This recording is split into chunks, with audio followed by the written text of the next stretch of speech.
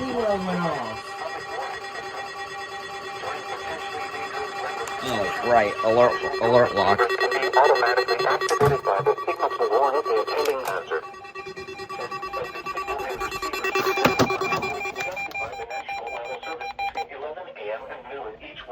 Dude, the Honeywell, it went off.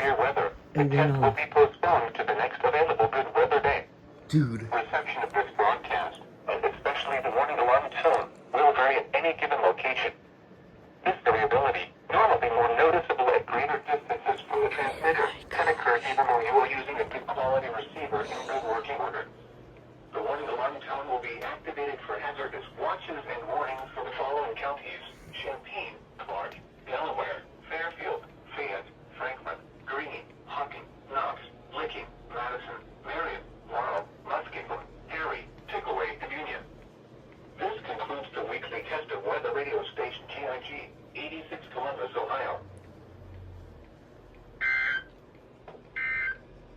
Alright, yeah, all that's cool. Dude, the Honeywell freaking went off. Holy crap. Looks like I'm not selling it. Dude, it actually went off. Holy crap. That is awesome. The Honeywell actually went off.